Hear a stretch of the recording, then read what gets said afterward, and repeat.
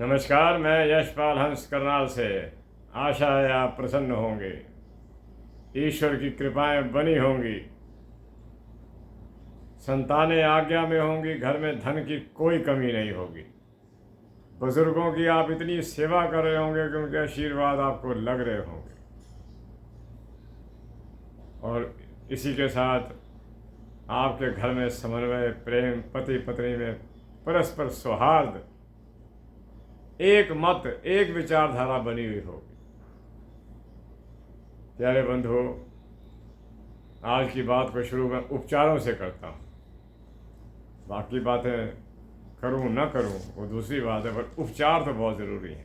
उपचार, तो उपचार सुनिए, लिखिए, याद रखिए, वीडियो रिपीट कीजिए, आपकी इच्छा है। आते हैं उपचारों की ओर।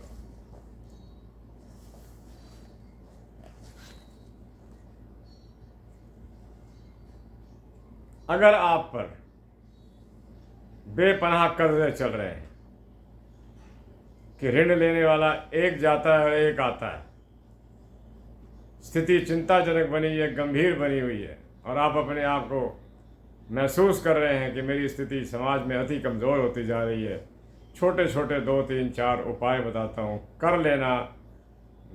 माता ने चाहा और परमपिता परमात्मा की इच्छा हुई और आपका कोई समय भी ठीक आ गया हुआ, कर्जे उतर जाएंगे। छोटे छोटे उपचार बताता हूँ, कर लिया करो, लाभ पाएंगे। एक स्वरूप ले आना भगवान कृष्ण का, जिसमें गौओं के बीच में खड़े हुए वो बंसरी बजा रहे हैं। ये देख लेना, जोगीराज का स्वरूप हो और वो गाय के बीच में खड़े होकर, गौओं के समूह के बीच में खड़े होकर बंसरी बजा रहे हो। ये अपने ड्राइंग रूम में लगा देना या उस कमरे में लगा देना जहाँ पर आपके मित्रों का, बंधुओं का आना जाना हो। कर्जे घटने शुरू हो जाएंगे। मैं ये कहूँ ये उतर जाएंगे रातों रात, नहीं तो होना नहीं, घटने शुरू हो जाएंगे। ये पहला काम आप कर देना। ऋण के लिए, ऋण वास्तव में अभिशाप है। गरीबी तो इंसान जैसे कैसे काटता है, निर्धनता को भी काटता है, लेकिन कर्जे नहीं कटते। कर्जे वास्तव में बड़ा भयंकर काम है, बड़ा भयंकर काम। और अगर कहीं सरकारी कर्जे चढ़ जाए, बैंकों के कर्जे चढ़ जाएं, आदमी का जीना मुहाल हो जाता है। कृष्ण जी का स्वरूप लिखिए, क्योंकि कृष्ण जी ने कईयों की गरीबियां काटी, कईयों के कर्जे काटे।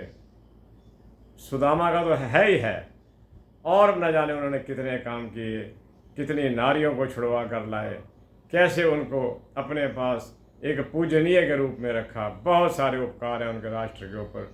महाभारत का युद्ध अगर ना होता उस समय, तो आज कलयुग की सीमाएं कुछ और होती, कलयुग के हालात ही कुछ और होते। मेरे प्यारे बंधुओं, पहला काम तो आप यह करना, कर्जे उतारने के लिए। दूसरा, हर आदमी के मन में एक इच्छा होती है कि मैं धनवान हो जाऊं, मेरे कर्जे भी उतर जाएं, मेरा फिर पुनः निर्माण हो मेरा। उसके लिए मैं आपको तरीका बताता हूँ। अपने दोनों जेबों के अंदर या अपने दोनों हाथों के अंदर चावल रखिए, वहाँ जाइए। हर शहर के अंदर एक आध दो स्थान ऐसे होते हैं, कई ज़्यादा ही होते हैं, जहाँ कबूतर बैठते हैं, बेपनाह आके बैठते हैं। दोनों हाथों में चावल रखिए, चाहे केरी चावल हो चाहे कोई हो। उसको 21 बार आप गायत्री मंत्र से अभिमंत्रित कीजिए। गायत्री मंत्र से अभिमंत्रित कीजिए और जहाँ पर कबूतर बैठते हैं वहाँ पर डाल दीजिए। कबूतर खा जाएंगे। जैसे जैसे कबूतर खाता जाएगा, कबूतर मीन्स इसके पास राहु का रंग है, एग्जैक्ट राहु का रंग कबूतर के पास। उसी प्रकार आपके ऊपर पापी ग्रहों की दशाओं का जो प्रकोप है घटना शुरू होएगा। ये काम आप कर देना। कबूतरों को दोनों हाथों में रखिएगा या दोनों जेबों में डाल दीजिए, निकाल के वहाँ रख दीजिएगा और 21 बार दोनों हाथों में पकड़कर गायत्री का जाप करना। गायत्री मंत्र का अर्थ पढ़िएगा। मेरी एक पुस्तक में इसका वर्णन है, मैं दे नहीं सकता यूट्यूब के माध्यम से, व्हाट्सएप पर तो किस किस को देंगे। उसमें 2.5 पेज का उसका अर्थ है, 2.5 पेज का। और वो भी शायद जैसे मैं लिखने लगा तो मैंने छोटा किया उसको, उससे भी बड़ा था। क्या न जाने कहाँ कहाँ कलेशा परामिश तक लिख दिया, हे कलेशों को दूर करने वाले परमेश्वर। है कि आजकल संसार के अंदर जिस व्यक्ति को भी मिलो वो 10 कलेश तो अपने घर के गिनवाएगा कि मुझे पुत्र से ये गिला, फलाने से ये गिला, पड़ोस से ये गिला। अपने आप से कोई गिला नहीं है। मैं अशुद्ध हूं, मैं बिल्कुल कपिला गऊ की तरह पवित्र हूं।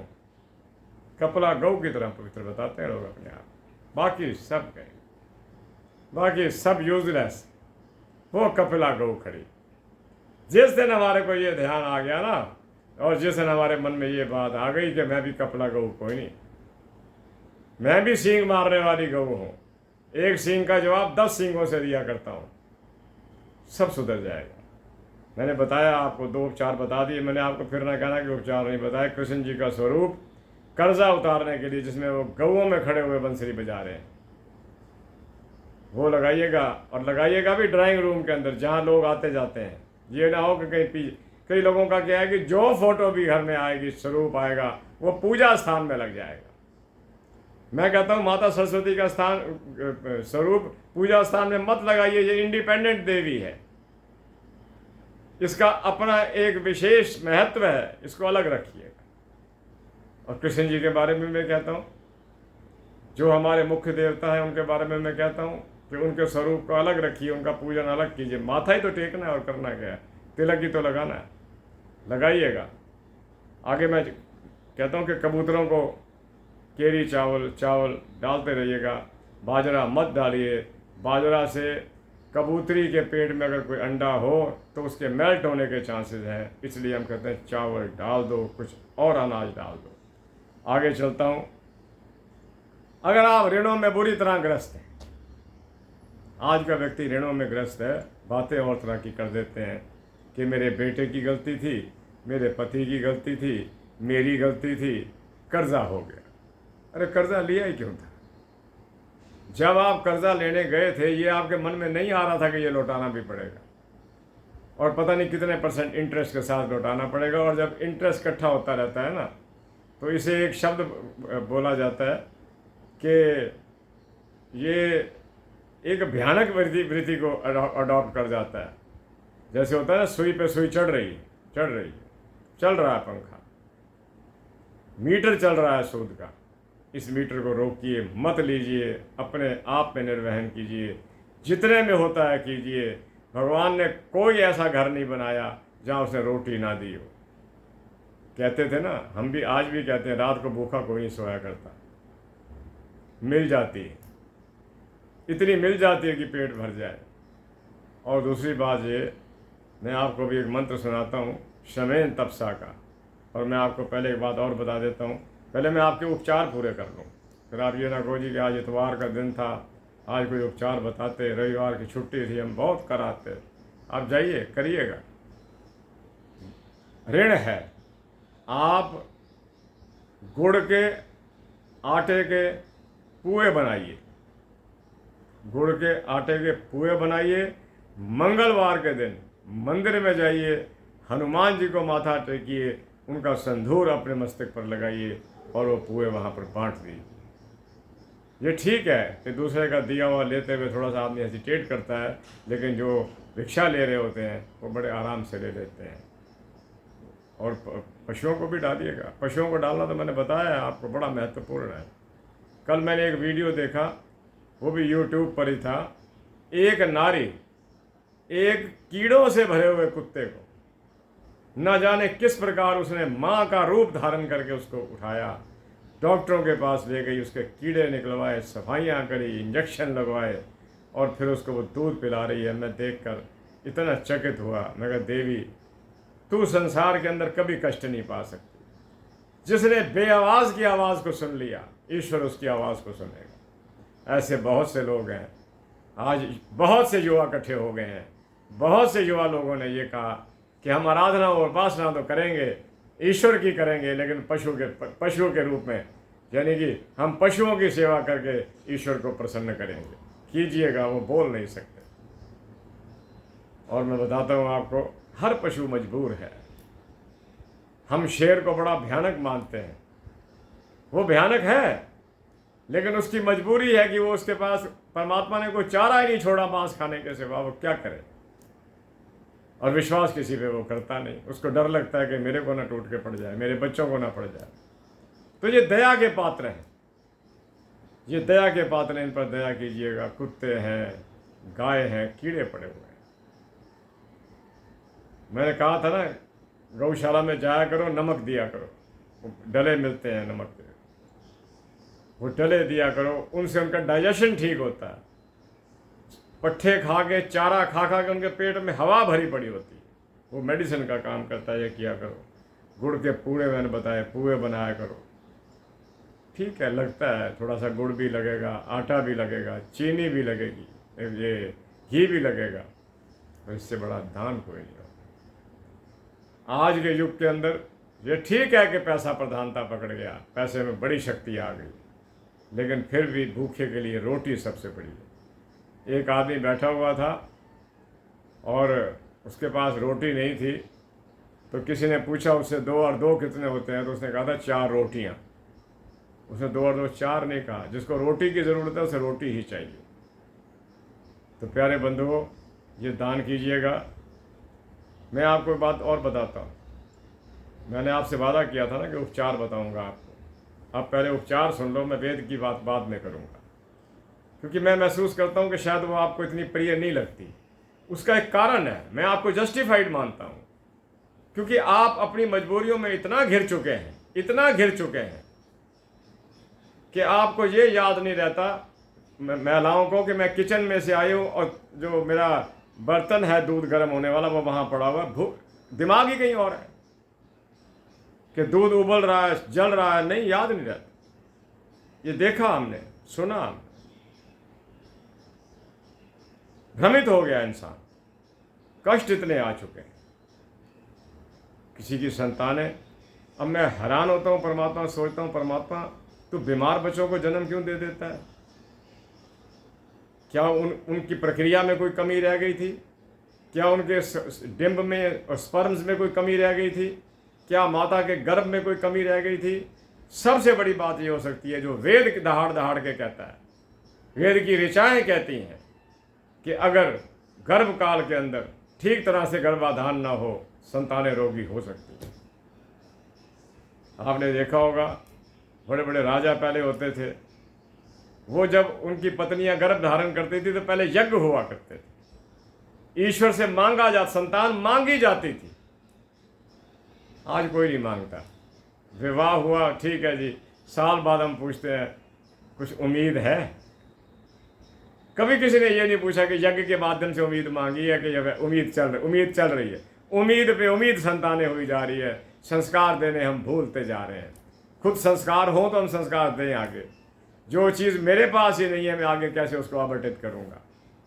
जिस दिन हम अपनी संतानों को संस्कार देने लग गए, या जिस वक्त संतान पैदा करने से पहले हमने उन सभाओं को अटेंड करना शुरू कर दिया जहाँ पर वेद की ऋचाओं का गायन होता है, जहाँ पर कृष्ण और राम की कथाएं होती हैं, जहाँ पर शंकराचार्य की कथाएं होती हैं, हमारी संतानें भी ठीक होंगी, क्योंकि वो वही रिदम पकड़ेंगी, गर्भ के अंदर वही स्वर पकड़ेंगी वो, और वैसा बनने का प्रयास होगा।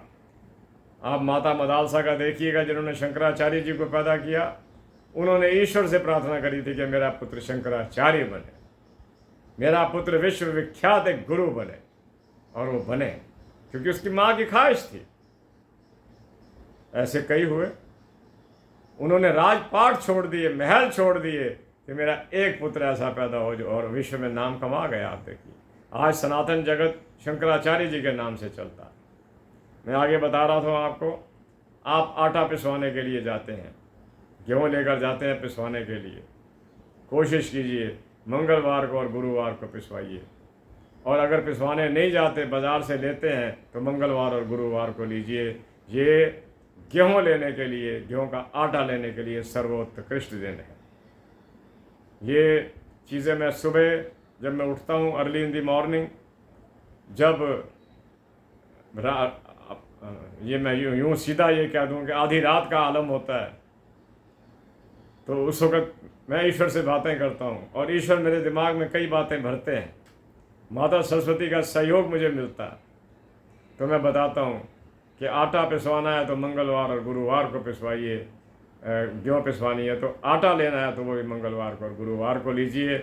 और जब उसको आप घर लेकर आइए तो उसकी पहली रोटी बनाकर पशुओं में, पक्षियों में और गरीबों में 3 टुकड़े कीजिए उसके। 3-4 बना लीजिए, कोई फर्क नहीं पड़ता। एक गाय को, एक कौवे को, एक कुत्ते को और एक मांगने वाले दे देना। वो आटा आपका आटानियों का अमृत हो जाएगा। हाँ, अमृतम, जिसके सद्गुण कभी नहीं मरेंगे। ये याद रखना मेरी बात, ये उपचार बता रहा हूँ। फिर ये ना हो कि बटन बंद कर देना कि नहीं जी आज के उपचार तो और तरह के आटे के आ रहे हैं। नहीं, हमें तो वो चाहिए थे भाई, जा पताशे रखा, छुट्टी दे दी। छोटा सा बताओ ना, भाई कार में ही चले जाएं, कार में ही आ जाएं, स्कूटर पे चले जाएं। इस बहाने थोड़ी सैर भी हो जाएगी, शॉपिंग भी कराएंगे। आज इतवार है और रवि बाज़ार की मार्केट अलग अलग लगती है, तो चलो वहाँ भी घूम आएंगे। आप घूमने बाद में जाना, पहले ये काम करना। और मैं बता रहा था कि एक रोटी के 4 टुकड़े नहीं, 4 रोटियां ही बनाइए, छोटी छोटी बनाइए। गऊ को, कुत्ते को, कौवे को। कल मैंने फ़ोटो आपको बताया था ना कि आया, मुझे किसी ने भेजा है। उसका फ़ोटो तो किसी बच्चे का बना हुआ है, लेकिन वो बड़ा आदमी लगता है मेरे को। उसने वास्तव में अपनी छत पर कौवों को इकट्ठा कर दिया और कौवे खाने भी लगे। और कहते हैं सच्चाई है ये सच्चाई है, हार्ड फैक्ट है। जब आप प्यार करोगे तो प्यार मिलेगा। जब उन पक्षियों को पता लगता है कि ये मेरे को तंग नहीं करना चाहता, मुझे खिलाना चाहता है, वो आपके नज़दीक आएंगे। कबूतर तो बड़ा भोला जानवर है साहब, बड़ा भोला जानवर है। मैं देखा करता था, मैं क्या बताऊं आपको, हमारे एक बाथरूम के अंदर कबूतर का जोड़ा बैठता था गीज़र के ऊपर। हमारे घर के लोग दरवाज़ा बंद कराते थे, मैं दरवाज़ा खोल कर आता तो इनका आना जाना लगा रहे। ये आते जाते रहेंगे, मेरी किस्मत के द्वार खुलते रहेंगे। और ये बड़ी पुरानी बात है, इस बात को आज 10-15 वर्ष हो गए हैं। और उसके बाद मैंने बहुत अच्छे परिवर्तन महसूस किए, क्योंकि मैं महसूस करता हूँ करना क्या होता था, वो बीट कर जाते थे, हम धो देते थे, क्या था। तो इनके साथ ये प्यार के भूखे हैं, इनके साथ आप प्यार कीजिए। पशुओं के साथ पशु प्यार का बहुत भूखा है, क्योंकि उससे प्यार ही तो नहीं मिलता। रोटी तो कोई ना कोई फेंक फूंक देगा, डाल देगा, कुछ चारा चूरा भी डाल देगा, लेकिन नहीं, आप इसको थोड़ा थोड़ा करके आगे करिए, हाथ आगे करिए। ये आपके हाथ को देखना शुरू कर देंगे। अगर आपके हाथ में कोई दाने हैं तो उसे चुगना शुरू कर देंगे। आपको विशेष प्रकार का आनंद आएगा। मैं अक्सर कहा करता हूँ कि हमारे ज़माने में जब तत्कालिक प्रधानमंत्री थे, उन्होंने बिल्कुल बैन लगा दिया था कि कोई व्यक्ति जंगल से पशु नहीं पकड़ेगा। और शेर को पकड़ने की सज़ा तो उन्होंने मौत कर दी थी। शेर को नहीं पकड़ना, शेर की हत्या अगर कर दी आपने तो सज़ा मौत होगी। और पशुओं को मारने की कोशिश करी तो आपको जेल हो सकती है। और पक्षियों को अगर आपने पिंजरों में कैद करके बेचा तो बड़ी भारी सज़ा थी। लेकिन आज मैं फिर देखता हूँ कई दुकानों के ऊपर, मैं क्या देखता हूँ, बेचारे छोटे छोटे पक्षी जो परों, जिनको परमात्मा ने पर दिए हैं उड़ने के लिए, हमने उस पर प्रतिबंध लगा दिया। और ईश्वर हम पर ऐसा प्रतिबंध लगाएगा, याद रखना, कि हम सब कुछ होते हुए भी कुछ प्राप्त नहीं कर सकेंगे। कैसे भला किसी की औलाद हो और औलाद आज्ञा से बाहर हो जाए, औलाद कहे जी हम पढ़ते ही नहीं, हम कुछ करते ही नहीं, हम काम पर भी नहीं आते। अरे आपने पक्षी को क्या बांधा, खुदा ने तो आपकी संतान को ही बांध के बिठा दिया। जितने झगड़े घरों के अंदर पति पत्नी के नहीं है, उतने उनकी संतानों के शुरू हो चुके हैं। बहू आई जी वो भी गलत है जी, पुत्र हमारा सही है, या जिसकी पुत्री होगा पुत्री हमारी सही है, दामाद हमारा गलत है। विचार, थॉट्स हमारे जो हैं वो सेल्फ सेंटर्ड हो गए हैं। हम अपनी चीज़ को ठीक कहते हैं, हमें अपना सोना खरा लगता है और दूसरे का हीरा भी हमारे को कंच नज़र आता है। जिस दिन अपने अपनी सोच को बदल लिया, सब कुछ बदल जाए। आगे चलता हूँ। एक रोटी का 4 रोटियाँ आपने करी, एक रोटी का टुकड़ा, 3 तो मैंने बता दिया आपको, कौवे को, कुत्ते को और भिखारी को। एक आपने चौक पर रख कर आना, कोई खाए, पशु खाए, पक्षी खाए, कीड़े खाए, कोई खाए, रख दिया। चाहे एक ग्रास ही सही, एक ग्रास ही सही, क्योंकि एक ग्राही करोड़ों कीड़े खा लेते हैं। इसलिए तो मैं कहता हूँ कि पीपल पर जाइए, पताशे रखिएगा, हज़ारों कीड़े खाते हैं, उनके लिए आहार है। आपने एक और बात देखी होगी, मैं पढ़ता रहता हूँ, इस संसार में अगर सबसे पुरुषार्थी कोई जीव है तो वो कीड़ी है, जो ताउम्र नहीं बैठती। कभी आप कीड़ी को बैठे हुए देख लेना तो आप मेरी बात को गलत साबित कर देना। वो चल रही है, चल रही है। एक कीड़ी अपनी अगली 3 जनरेशन के लिए सामान इकट्ठा कर जाती है। कितना पुरुषार्थी जीव रहा होगा। आओ हम भी कीड़ी की तरह बने, अपनी आने वाली जनरेशन्स के लिए इतना सामान इकट्ठा करें कि उनको ज़रूरत ना पड़े। अगर उनको देना ही है हमने, उनको विद्या दें। विद्या दधाति विनयम। फिर विद्या, राम जी से पूछा था ना विश्वामित्र ने, विद्या से राम जी ने पूछा था अपने गुरुवर से कि विद्या क्यों पढ़ूं मैं 12 वर्ष तक। फिर विद्या दधाति विनयम। विद्या प्राप्त करने के बाद व्यक्ति विनम्र हो जाता है, और विनम्रता दुनिया को जीतने का एक सबसे बड़ा साधन। और राम जी जीवन के हर क्षेत्र में जीते, पराजय भी हुई लेकिन जीते हो। आगे चलता हूँ। अगर आपने राजनीति में सफलता प्राप्त करनी है, राजनीति में बुरी तरह लोग फ्लॉप होते हैं। आए, कई साल तक अपनी सेवा करते रहे, ये किया वो किया, लेकिन अंत में कुछ ना मिला। इतनी बड़ी उम्र हो गई है, मैं देख नहीं रहा क्या। राजनीति में गए लेकिन कुछ नहीं मिल, प्राप्ति कुछ नहीं हुई। उसके लिए मैंने विशेष तौर पर लिखा था कि रात को सोते समय तांबे के लोटे में पानी रखिए, उसमें चीनी डालिए, गुड़ डालिए, कुछ डालिए जो उसमें मीठा हो जाए। सुबह उठकर सूर्य को अर्घ दीजिए। ये उन राजनीतिक लोगों के लिए है जिनको राजनीति में रहते हुए भी कुछ नहीं मिल रहा। कोई पद नहीं, कोई पोस्ट नहीं, कोई मान नहीं, सम्मान नहीं। आप रात को अपने सिरहाने के पास एक तांबे के लोटे के अंदर पानी रखिए, उसमें चीनी या गुड़ डालिए, सुबह सूर्य को अर्घ दीजिए, चमका देगा। राजनीति क्या है? चमक जाना। 4 व्यक्ति आपको प्रणाम करने वाले, यही तो आप चाहते हैं। और क्या राजनीति हो रहा है क्या? तो 4 व्यक्ति कोई हार डाले मेरे गले में, कोई सरोपा डाले, यही कुछ तो है। वरना कईयों ने कहा कि व्यक्ति आएंगे चले जाएंगे, पार्टियां बनेंगी बिगड़ेंगी, नई पार्टियां आएंगी कायम होंगी। ये खेल है, ये शौक है। जैसे किसी को कोई शौक लग जाता है, किसी को कोई। कल मुझे एक फ़ोन आया था कि मेरे बेटे को जो है वो क्रिकेट का एम्पायर बनने का शौक है। जी कैसा शौक है? प्लेयर तो बने ठीक है, एम्पायर बनने का शौक। इसका मतलब वो खेल नहीं सकता होगा, एम्पायरिंग करेगा। और एम्पायरिंग कोई आसान बात थोड़ी है, सोच है। अगर आप राजनीति में जाना चाहते हैं और आपको पोस्ट नहीं मिल रही तो आप महाराज सूर्य को अर्घ दीजिएगा। मेरे प्यारे बंधुओं, अगर आप अपना घर बनाना चाहते हो, मैं आज निरे उपचारों पर आ रहा हूँ। अगर रविवार की छुट्टी है, शायद आप थोड़ा सा मुझे समय दे दें तो मैं उपचार बताता हूँ आपको। तो याद रखना, जिंदगी के अंदर किसी पक्षी के घोंसले को ना तोड़ देना। हम बचपन के अंदर, मैंने बताया था ना, नदी के पार वही के होते थे, उनको देखने के लिए हम कि ये कैसा बनाता है, कई तोड़े होंगे और उसके परिणाम भी भुगते, उसके परिणाम भी भुगते। मैं स्वीकारोक्ति करता हूँ आपके सामने यूट्यूब के माध्यम से कि जो गलतियाँ करी उसके परिणाम भुगते हैं। किसी पक्षी का घर मत तोड़ देना। कई बार हम वहाँ से अंडे उठा लेते हैं पक्षियों के, देखने के लिए भेज जाए। जिस अंडे को उठा लिया गया वो पक्षी उस पर दोबारा नहीं बैठता। ये जघन्य अपराध ना कर देना, अपना घर नहीं बनेगा। और मैं बता रहा हूँ कि तुलसी के पौधे के नीचे शाम को दीपक जला दिया करो।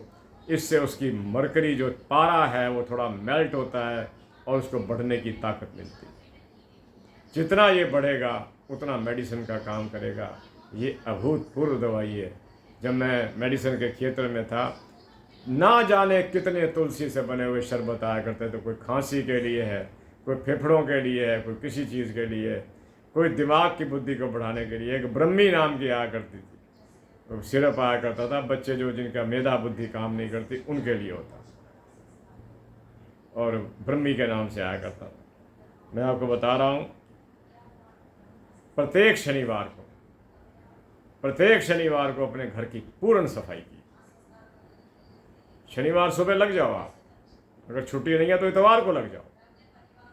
सीढ़ियाँ, कमरे आदि, मेज़ें जैसे ये हैं, ये पड़ा है सामान, झाड़िए ऊपर मिट्टी मिट्टी होगी, और जहाँ मिट्टी होती है वहाँ लक्ष्मी नहीं आया करती। लक्ष्मी और शुक्र ये दो ऐसे हैं, लक्ष्मी तो खैर इंडिपेंडेंट देवी है, महाराज शुक्र भी वहाँ नहीं जाते जहाँ गंदगी हो, चाहे उनको बहुत अच्छा शुक्र क्यों ना लगा हुआ हो, क्योंकि शुक्र स्वयं बड़े स्वच्छ है।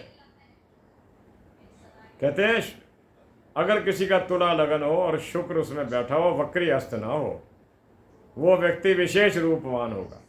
अगर किसी और घर में भी बैठ जाए, बुध के घर में बैठ जाए, बृहस्पति के घर में नहीं, बृहस्पति के घर में बैठे सुंदरता तो प्रदान करेगा, लेकिन व्यक्ति को मक्कार बना देगा, क्योंकि दोनों का आपस में मेल कोई नहीं। तो आप ये ध्यान रखना, तुलसी को शाम को दिया दिखाना, प्रत्येक शनिवार को अपना घर साफ करना और नमक का पोछा लगाना।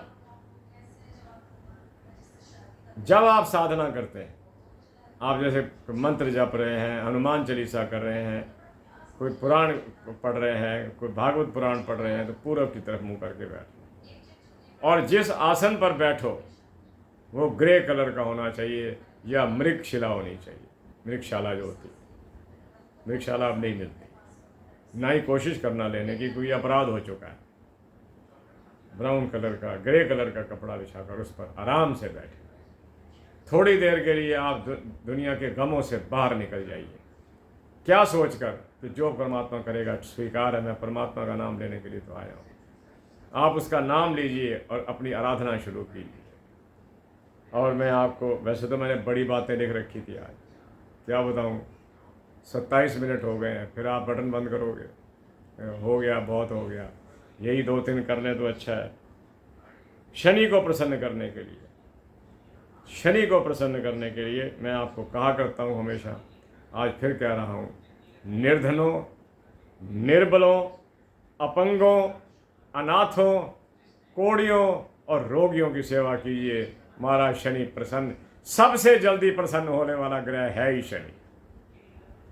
अजमा के देखा इस बात को, जितना जल्दी महाराज आप प्रसन्न होते हो, बृहस्पति भी नहीं होता, बृहस्पति भी नहीं होता। निर्बलों की, निर्धनों की, अनाथों की, अपंगों की, इनकी सेवा कीजिए।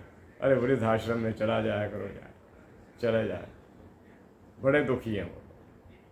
अब कोड़ी कॉलोनी जो हमारे यहाँ थी, लेपर्स कॉलोनी, उसमें लेपर्स काफ़ी घट गए हैं। उसका कारण क्या है कि साउथ इंडिया के लोग ही लेपर बन के आते थे इधर नॉर्थ इंडिया के अंदर। साइंटिस्ट ने कभी निकाली कि ये लोग हल्दी नहीं खाते और हल्दी ना खाने के कारण कोढ़ होता है। अब उन्होंने हल्दी खानी शुरू कर दी और कोढ़ वाकई ख़त्म होता जा। और बाकी तो आप अपने डेंटिस्ट से बात करना, कहते हैं दांतों के लिए भी हल्दी बहुत अच्छी होती है, डेंटिस्ट से बात करना आप। तो मैं आपको, अब 30 मिनट होने को आ गए हैं, बात तो मेरी लंबी थी, चलो कोई नहीं, अच्छा है, कल का काम आज हो गया, कल भी इसी के माध्यम से मैं चलूँगा आपसे। आपको मैं बताऊँगा कि अगर धन कमाना चाहते हो, श्रमेण तपसा, और तप करने की अपेक्षा श्रम रूपी तप कीजिए। मेहनत से बड़ा कोई तप नहीं है, मेहनत से बड़ी कोई तपस्या नहीं है, और मेहनत रंग लाती ज़रूर है। संसार का एक ही ये ऐसा वो है, जैसे कहते हैं ना, सिस्टम ना कहूँ, संसार की गारंटी है ये, मेहनत रंग लाती है। और अगर किसी की मेहनत रंग भी ना लाए तो समझो मेहनत ही गलत हो गई, जाना किस और था, जा किसी और तरफ रहे। तो आज की बात को समाप्त करता हूँ। मैंने आज आपको एक मंत्र भी बताना था जो उन लोगों के लिए है जो थथलाट के साथ बोलते हैं, जिनकी बोलते वक्त थथलाट होती है, जिनको स्टिमर करते हैं। बहुत गंदी बीमारी है ये, आदमी शर्मा जाता है कि मैं बात करूं तो करूं कैसे। उसका मैं वैदिक मंत्र था मेरा, मैंने ही लिखा था सन 2012 के अंदर, मैं उस पर आज चर्चा करना चाहता था। अब ये चर्चा मैं आपसे कल करूंगा, याद रखूंगा क्या रह गया, क्या आपको बताना है। इसी के साथ करनाल से मैं यशपाल हंस आपसे आज्ञा लेता हूँ। रविवार की आपको शुभकामनाएं। आज आप एंजॉय कीजिए, क्योंकि कल से आपको फिर अपने काम पर निकलना है। कल से आपको फिर अपनी डेस्टिनी की ओर चलना है। कल से फिर आपको अपने पुरुषार्थ करने हैं। परमात्मा करे आपके पुरुषार्थ सफल हों और आज आपका रविवार कल्याणकारी हो। इसी के साथ करनाल से मैं यशपाल हंस आपसे आज्ञा लेता हूँ। जय जगत, जय भारत, नमस्ते, नमस्कार, शुभकामनाएं। ईश्वर की कृपा हो, माता सरस्वती आप पर मेधा और प्रज्ञा बुद्धि की वर्षा करती रहे। पुनः नमस्कार।